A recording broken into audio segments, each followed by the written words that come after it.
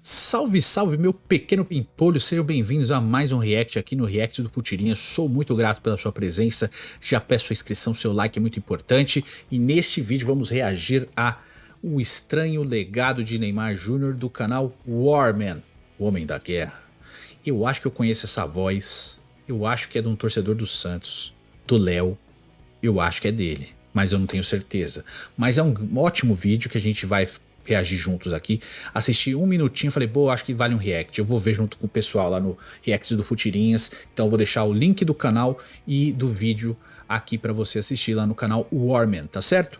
Mas vamos lá, vamos começar esse react juntos e vamos analisando e comentando juntos aqui, beleza? 1, 2, 3 e bora lá. Estamos criando um monstro no futebol brasileiro. Suporto você. Mas acho que você é um baita de um jogador, um grande jogador. Todos deveriam se ajoelhar e agradecer a Deus. Que jogador extraordinário! Naviraense, mas essa narração é do jogo contra o Internacional, que ele faz 2 gols saindo do meio de campo, driblando todo mundo. Rodrigo Moledo sonhou com o Neymar naquele dia, Libertadores de 2012. Nada representa mais a carreira de Neymar do que essa relação de amor e ódio, de herói e vilão. Mas se tem uma coisa que não tem como negar, é que ver o Neymar jogar no seu auge era uma arte.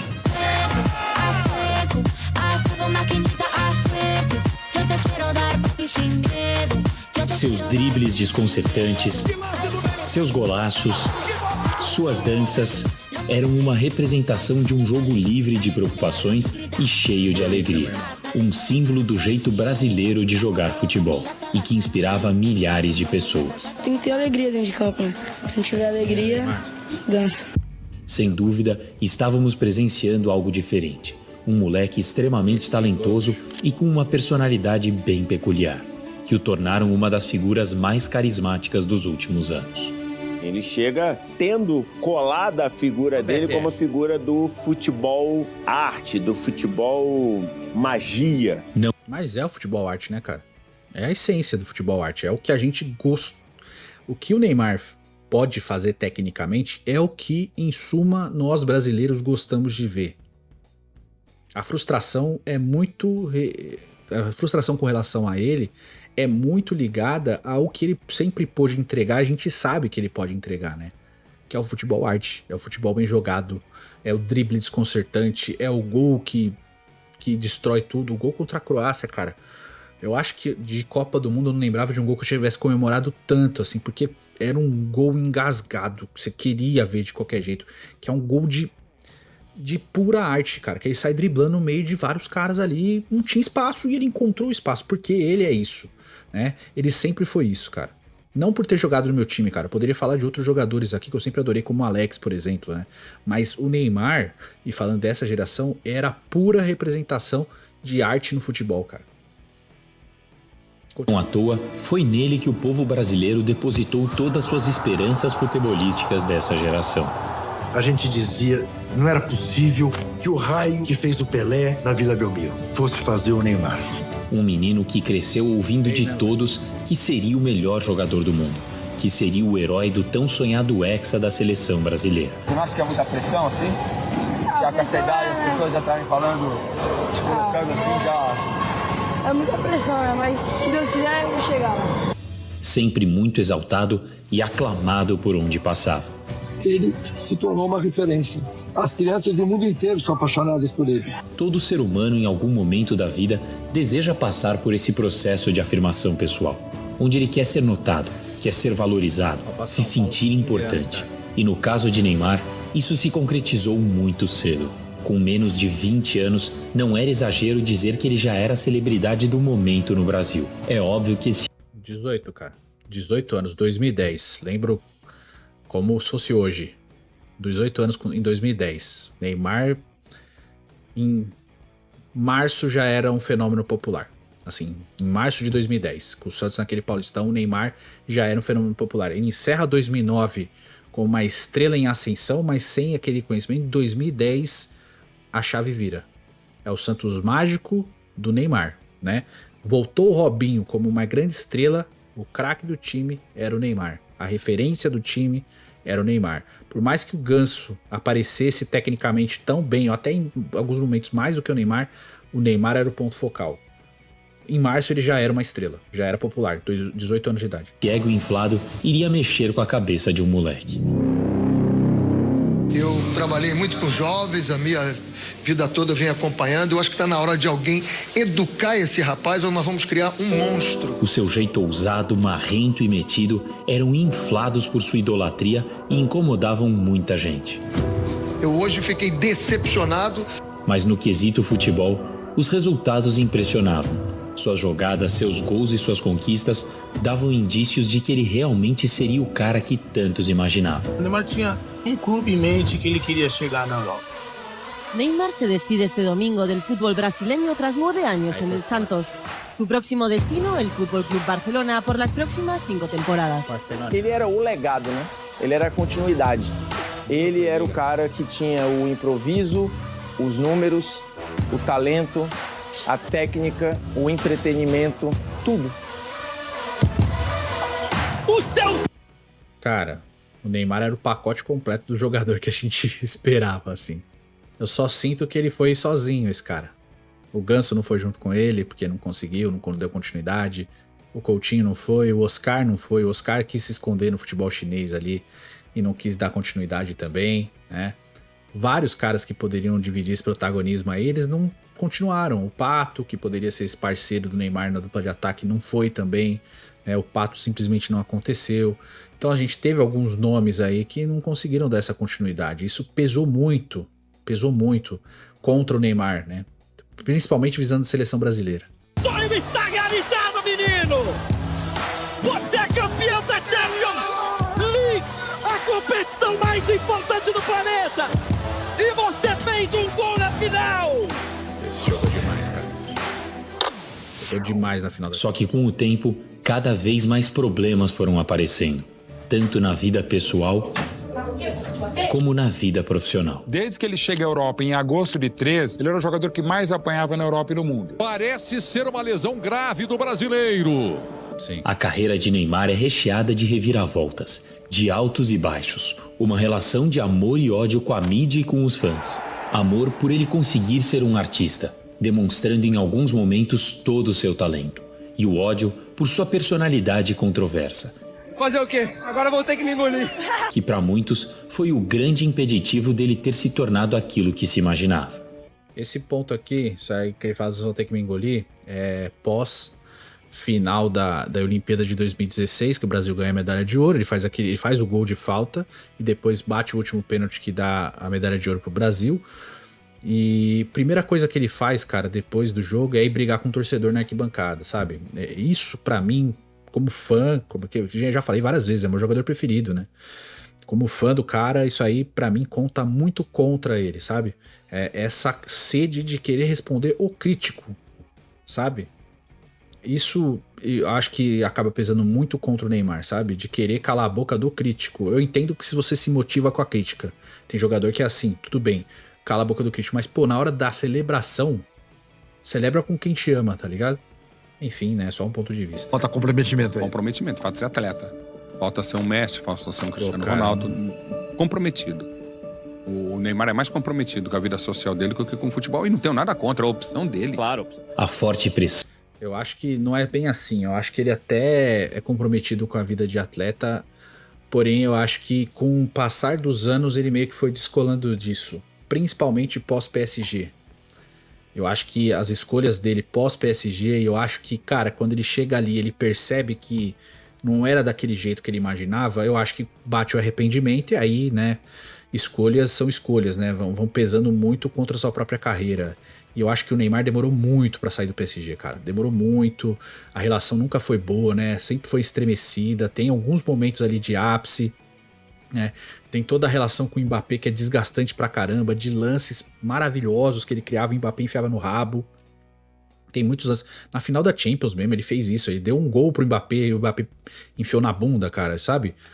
Sei lá, às vezes parecia até de propósito. Não que eu ache que seja de propósito, mas parecia até de propósito, cara. Porque tem um lance dele que ele sai driblando, corta 3, 4 caras no meio, dá um passe de calcanhar pro Mbappé, só tem ele e o goleiro, ele faz que o olho aberto, chuta no peito do goleiro, cara. Sabe, uma displicência gigantesca. Acho que a relação dos dois também atrapalhou muito o desenvolvimento dele dentro do PSG e também as contusões, que aí não dá pra culpar o cara, né? O cara quebra pé, estoura tornozelo e o pessoal falando que é porque ele não treinava direito. Pô, não faz sentido, sabe? Estourar ligamento, quebrar osso do pé, não é porque você não treina. É fatalidade, né? E, cara, todo ano depois que ele foi pro PSG, ele teve uma fatalidade dessas, né? Isso pesou muito também contra ele. E o peso de carregar o fardo de futuro herói nacional muitas vezes o atrapalharam na carreira. O problema do Neymar, pra mim, é o extracampo. Eu preciso desses escapes, vamos dizer, de estar com meus amigos, de estar com a minha família, para que eu possa conseguir seguir no dia a dia. Era perceptível como ele precisava escapar de toda essa realidade. Sei vocês, mas eu tô pronto pra festa, foda-se. Buscar algo além do futebol, onde ele não tivesse que lidar com toda essa pressão e responsabilidade que a mídia e os fãs colocavam. Outra coisa, Beckham, você vai pegando o Ronaldo Fenômeno, Romário, esses caras aí, que sempre foram muito midiáticos, eles não tiveram a proporção de exposição tal qual o Neymar, né? Pelo menos para o público brasileiro, tá, gente? Tô falando do Cristiano e nem do Messi, tô falando do Neymar. De ser essa primeira geração hiper exposta. É a geração do Neymar, hiper exposta em redes sociais e tal. As outras gerações anteriores a ele não vivenciaram esse tipo de experiência. Então, assim, é uma experiência totalmente nova. Aprender a lidar com isso tudo, né? O peso de cada coisa dessa. Hoje todo mundo tem sua voz, hoje todo mundo vai lá e fala o que quer. Então, do mesmo jeito que eu falo, é um craque, gênio da bola e tal, né? Mas tem esse porém. Vai ter o mesmo cara que fala, pá, isso é um lixo, não presta pra nada e tal. E tudo isso pode, de alguma maneira, reverberar e chegar até o ouvido do cara. E aí o cara vai pilhando de alguma maneira, né? Tô só supondo, mas é a primeira geração que vive isso. Vive essa realidade. E o negócio também pega aqui, por exemplo, o Messi e o Cristiano Ronaldo, eles ainda vivenciaram um pouco da geração anterior, de essa hiperexposição, né? O Messi e o Cristiano Ronaldo, eles chegam no futebol ainda sem redes sociais, ainda sem estudo, né? Era muito blog ainda, era bem diferente, não tinha seguidores, etc. O Neymar, ele já chega com geração Twitter, Instagram e tal, e é o primeiro grande craque dessa geração que vivencia tudo isso. Então eu não sei de verdade, eu tô só supondo se tudo isso acabou atrapalhando o desenvolvimento dele em alguns ramos da carreira, sabe? Essa hiperexposição o tempo inteiro, de seguir todos os passos, não é tipo, vai seguir quando ele vai num restaurante, é seguir todos os passos. E também uma coisa, a rede social, ela mostrou que ela não é a realidade do mundo, sabe? Por quê? Porque tem um monte, você vai principalmente em Twitter, você vai lá, o Neymar é um escorraçado, ele é um lixo, não sei o que, enganação, marketing, não sei o que. Você vai na rua, cara, recentemente aí ele foi lá fazer negócio de carteira de motorista, renovação do CNH, é comoção popular, todo mundo quer ver, quer tirar foto, quer conversar, quer abraçar e tal. É diferente, cara. Então, assim, às vezes, pro cara, seria muito bom não ter essa experiência de rede social o tempo inteiro, né? De ter, e também não tô falando só de gente lambendo, não, cara. Porque crítica, um ambiente de crítica pra melhora, né? Principalmente num atleta que você critica e pondera situações de desempenho e tal, válido, né? Até pra o cara se motivar, mas eu digo na parte do ódio. E a rede social, cara, pra quem acompanha, eu trabalho com isso, né? Eu trabalho com isso, vivenciei a rede anteriormente, mas eu trabalho com isso. A rede social, em muitos momentos, ela é baseada no ódio. O ódio, eu já falei várias vezes, ele engaja muito mais do que o amor. Se eu vier aqui, fizer react e atacar pedra em todo mundo, meu canal estoura amanhã. Eu posso fazer isso. Tem um monte de criador de conteúdo que foi pra essa vertente e depois muda, mas muito criador de conteúdo foi pra vertente do ódio, só tacando pedra, só reclamando, só apontando dedos, etc. E eles cresceram. Tem que lidar com isso depois, mas cresce. Se eu vier aqui só falar uma merda, se eu vier aqui e ficar falando, pô, o Neymar não joga nada, esse lixo aí, né, o perdido, um bosta, não joga nada, vai viralizar. Vai viralizar, vai chegar eventualmente no ouvido dele, talvez ele ligue, talvez não, mas pode ser que ligue porque geralmente ele acaba se incomodando com esse tipo de postura. E eu vou estar viralizado, porque vai ter um monte de gente batendo palma. Por mais que a maioria não pense assim, cara. Você entende o ponto de vista? É de refletir mesmo. Você vai parar e você começa a pensar, caramba, realmente faz sentido e tal. Reflete sobre isso, assim. Não é só com relação ao Neymar, tá? O Neymar é o ponto-chave do vídeo aqui, mas é com relação a tudo. Em como o ódio, ele tem uma força motriz muito maior do que o amor, cara. Porque você vai ver aqui nos comentários, e eu faço parte disso, né? A maioria das pessoas aqui vão estar comentando, pô, Edu, é verdade, não sei o que e tal. Né, pô, concordo com você, pô, deixa o like, importante. O cara chega aqui, dá um like, sai, gostou do vídeo, nem comenta, mas dá um like, pô, pra dar uma força. Mas o cara que não gostar, ele vai fazer questão de mostrar que ele não gosta. Ele vai fazer questão de querer chamar atenção. Então ele fala, pô, você só fala merda, meu irmão. Você não fala nada que presta. Por quê? Porque ele quer te atiçar de alguma maneira. E isso mexe com o brilho das pessoas. Eu tô me incluindo nessa. Porque muitas vezes, assim, o que eu tento ponderar pra quem me segue é, pô, eu vou lendo comentário, eu geralmente leio, eu respondo muita gente, dou like em vários comentários, coraçãozinho e tal, pra todo mundo. E tem gente que vai pro ataque, e a pessoa nem presta atenção geralmente o que você tá falando, ela só quer te atacar. Você só fala merda. O vídeo falando sobre o Pelé lá é muito disso. Você vai olhar os comentários, os caras nem prestaram atenção no que você fala. Lá vai o saudosista desse merda, desse Edu aí, o cara nem viu o vídeo. Ele nem viu que eu não defendi saudosismo, que eu defendo a evolução do jogo. Eu só respeito o legado, mas ele não tá se importando com isso. Ele quer só o ataque, porque o ataque engaja mais. É normal na internet, ainda mais escondido atrás de uma tela, que você possa atacar o outro e você não vai receber nada de volta. Porque, cara, de verdade, a maioria das vezes eu não vou perder meu tempo pra querer processar um arrombado desse. Eu poderia, sabe? Porque muitas vezes as pessoas passam dos limites. Mas assim, você simplesmente, pô, vou perder meu tempo aqui, vou perder dinheiro, vou fazer outra coisa. E vida que segue. Mas mexe tanto no seu brilho que você vai responder. Porque você acha inadmissível esse nível. E as pessoas fazem isso. Porque elas se sentem bem fazendo isso. Então eu acho que é um ponto reflexivo da gente pensar mesmo. Como sociedade. O Neymar é o ponto focal desse vídeo. Mas assim, em outras vertentes também. O ódio engaja demais. Por quê? E é estimulado pelas plataformas, tá? O algoritmo engaja pelo ódio. Se não ganhar uma Copa do Mundo, não presta. Se não for o melhor do mundo, é um fracasso. Você começou a treinar pensando nisso? Tipo, não, eu quero ser o melhor do mundo. Você não quero ser um bom jogador. Não, porque se tu metes pressão adicional a ti mesmo, é pior. Tens de deixar as coisas rolar naturalmente. E tudo na minha vida foi assim. Quando tu estás muito obcecado por alguma coisa, tu não consegues alcançar os teus objetivos. Tanto na vida profissional de futebol, como na tua vida pessoal também. Tens que deixar as coisas acontecer naturalmente. E assim a tua cabeça está tranquila. Tu podes fazer a tua vida natural. De repente, as coisas para Neymar pareciam já não rolar mais tão naturalmente. Neymar não é aquele alegre de outros tempos. Ele acabou cercado por toda essa expectativa que foi colocada.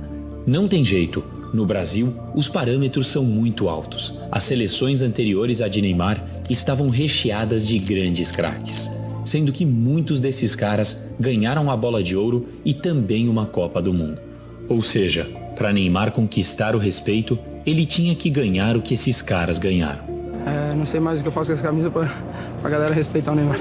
Diferente das seleções do passado, Neymar não tinha muito com quem dividir toda essa responsabilidade. Futebol não é individual. Obviamente que a culpa cai sempre no cara que tem mais nome. A última seleção campeã mundial, por exemplo, tinha um ataque composto por 3 caras que chegaram a ganhar a Bola de Ouro. Nos últimos anos, vimos a mídia sempre tratando a seleção como a seleção de Neymar. Se as coisas fossem bem, ele era exaltado. Mas se iam mal... O que ele fez pro futebol brasileiro?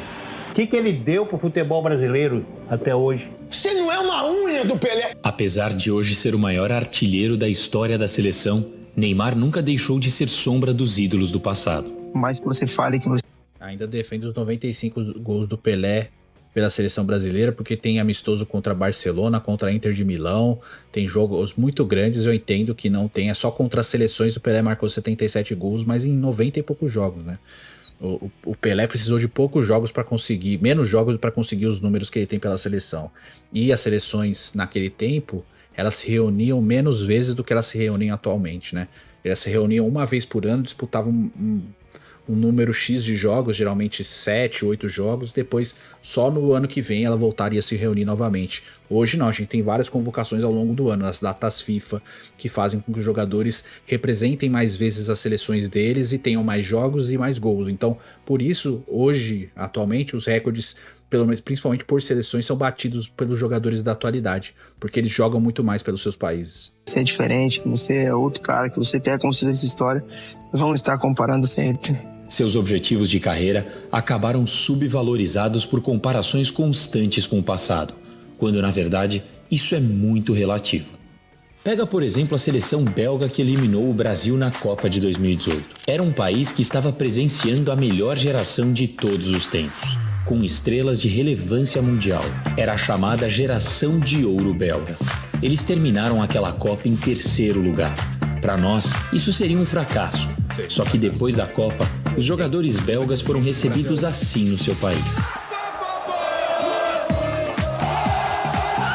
Na época, quando vi essas imagens, logo pensei, que mentalidade de perdedor, comemorando o 3º lugar. Eles nunca mais vão ter uma seleção como essa, deviam ter aproveitado para ganhar. Só que para os belgas, esse pensamento é um absurdo. Afinal, a Bélgica não tem o mesmo tamanho, não tem a mesma relevância e muito menos um parâmetro alto de comparação em termos de futebol para dizer que aqueles caras foram mal. Mas posso dizer que esse é um dos nossos maiores inimigos na vida sem nem percebermos. A constante comparação te joga na armadilha de querer ser sempre aceito e valorizado, enquanto que aquilo que você realmente acha importante como indivíduo acaba sendo deixado de lado, fazendo você buscar apenas aquilo que os outros querem ou exigem de você. E a carreira de Neymar é marcada por essa constante luta. Mas por que você está sentindo isso, assim, essa falta de respeito à Copa? Não, isso é normal, mas isso não é. Isso já vem há muito tempo. Isso é de vocês, repórteres, comentaristas. Pode falar mal de mim dentro de campo, não tem problema nenhum. Não gostar do meu futebol, falar que eu joguei mal, isso eu não vejo problema. Agora, na minha vida pessoal, é minha vida pessoal. Acho que ninguém tem que se meter, sabe? Eu tenho que conduzir da melhor maneira possível. Agora, quando começam a me atacar a família, é onde me entristece. Por ter se tornado referência e estar vivendo o sonho de muita gente, Eu quero jogar cedo, virei famoso cedo, fiquei rico cedo. Acham que sua vida é só alegria, que sua vida é de propriedade pública e sua função é viver para agradar e entreter a maioria. Mas essa não é a realidade. A vida de atleta é muito difícil, não é fácil. A gente abre mão de muita coisa por um sonho que você tem. E longe de querer vitimizar Neymar nessa história, até porque essa é a realidade de muitos jogadores. Um dos maiores craques de todos os tempos, por exemplo, também enfrentou muita dificuldade para lidar com essas expectativas desmedidas. Na Argentina, desde cedo Lionel Messi era tratado como o novo Maradona. E a pressão para carregar esse fardo foi tão forte que ficava evidente dentro de campo. Seu desempenho na seleção argentina era bem abaixo do desempenho que o fez melhor jogador do mundo no Barcelona. A pressão era tão insuportável que ele chegou a anunciar sua aposentadoria da seleção. Já está, se terminou para mim a seleção. Como dije recién, são 4 finales. Não é para mim. Para a sorte dos argentinos, ele voltou atrás nessa decisão.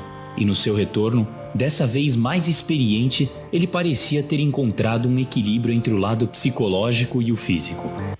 E aí eu acho que é uma coisa que tem que inspirar o Neymar e a seleção brasileira. Não é a Argentina, é rival, mas é um baita exemplo essa ressignificação do Messi pro time e pro país, né? É aquele abraço, e eu tô falando em termos futebolísticos, tá, gente? Pelo amor de Deus. É aquele abraço de entender que ele é a referência, vamos jogar com ele e por ele, correr por ele, fazer com que ele possa nos dar o ápice da sua técnica e onde ele tem que ser importante, né? E fazer isso. O Tite já tentou fazer isso com o Neymar, mas assim, fazer isso de uma outra maneira que consiga explorar as polivalências e os predicados dos outros atletas também, não só de um, que é o Neymar. De outros também, eles consigam trabalhar isso em conjunto. E aí é um trabalho que tem que ser minucioso da parte da comissão técnica da seleção brasileira. Pô, talento tem. Como a gente vai desenvolver esse talento em pró da equipe, entendeu? E assim, falando de um Neymar que queira jogar.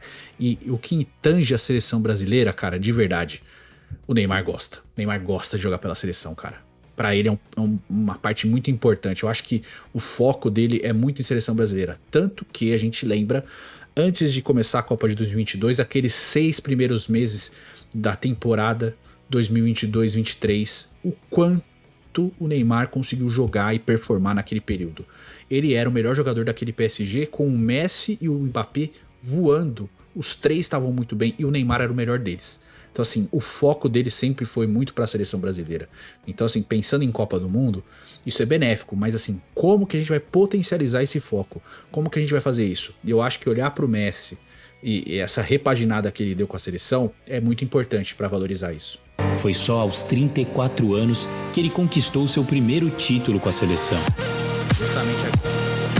No ano seguinte, liderou a Argentina no título mundial e agora estará eternizado junto a... Argentina no título mundial. O Messi foi a principal estrela. Mas quem que a gente teve ali no conjunto? Di Maria, Dibu Martínez sendo hiper importante na trajetória da Copa do Mundo, fazendo um gol, né, que é aquela defesa em cima do chute do Colomani, o Julián Álvares, o Enzo Fernandes, a falta de medo do Scaloni em mexer no time durante a Copa, ele tira o Paredes e tira o Lautaro Martínez porque eles não estavam bem e coloca o Enzo e o Julián Álvares para fazer aquele time funcionar, e o time funciona, a disposição do Depou, etc. O time encaixou e fez com que o grande astro conseguisse ser o protagonista que eles precisavam, sendo que esses coadjuvantes, que são grandes jogadores, pudessem auxiliado nisso, né? Principalmente o Di Maria, o Di Maria é o grande parceiro do Messi em termos de seleção, coisa que o Neymar não teve. O Di Maria acompanhou o Messi desde da base, desde as Olimpíadas, eles têm a mesma idade, então assim, estão jogadores que estão juntos ali em seleção desde o começo, então eles estiveram caminhando juntos esse tempo todo pela seleção argentina. O Neymar não teve isso, ele não teve esse grande parceiro para dividir o protagonismo, né? Eu acho que isso pesa muito também. Maradona como um deus do futebol argentino. Na carreira de um jogador que atua na elite do futebol, o grande desafio é encontrar essa janela de equilíbrio entre a mente e o corpo.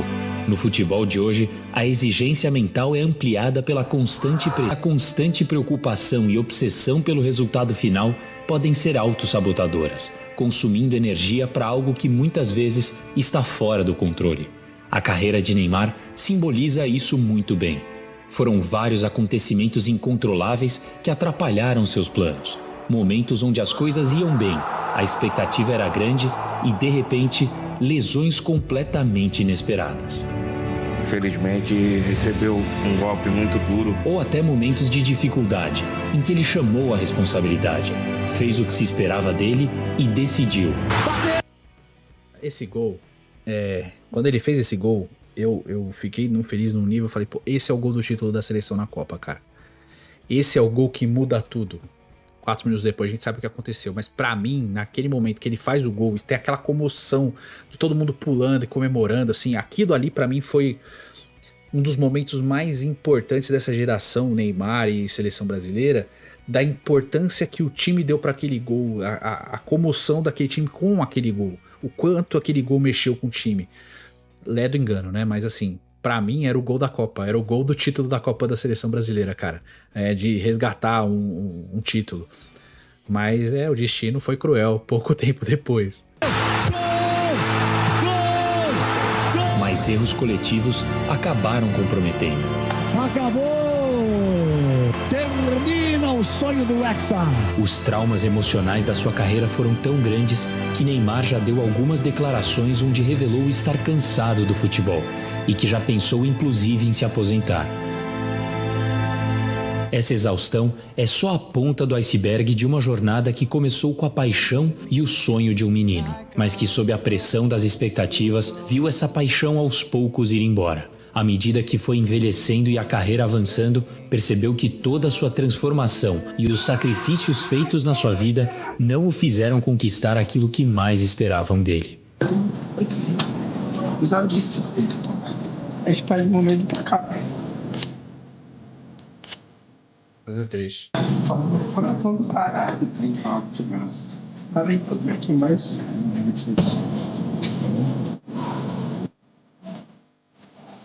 Eu acho que hoje a sensação é clara que o Neymar fez menos do que todos nós sabíamos que ele podia fazer. Não é do que nós esperávamos, não. É do que nós sabíamos que ele podia fazer. Talvez Neymar realmente tenha se tornado aquele monstro que tanto falava. um reflexo de não ter conseguido atender às exigências e expectativas daqueles que lá no fundo mais torciam e queriam o seu sucesso. O estranho legado de Neymar não é sobre se ele deu certo ou não como jogador de futebol, mas sobre como sua história nos ensina a apreciar a jornada além dos resultados, em encontrar alegria no processo e, acima de tudo, em conseguir manter a sua essência diante do olhar do mundo. Cara, muito bom vídeo. Se você gostou, recomendo que... Gostei, muito bom vídeo, muito legal, um texto muito bom, né? Narração muito boa, voz muito boa, acredito que é o Léo, parece muito a voz do Léo, que faz conteúdo do Santos, mas cara, narração muito boa, texto muito bom, faz muito sentido, não concordo com tudo, mas concordo com boa parte aí, é bem reflexivo, né? É bem reflexivo, aproveitar o processo, gostar do processo, né?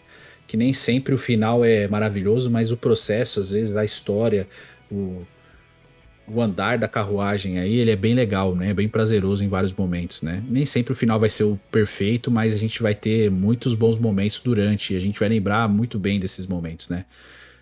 Eu acho que é dispensar sim, né? Agora eu quero saber a sua opinião, diz aí nos comentários, tá certo? Faz o cocô que é importante, curta, comente, compartilha, a gente se vê no próximo react aqui no Reacts do Futirinhas. Um beijo para todos e tamo junto. Valeu.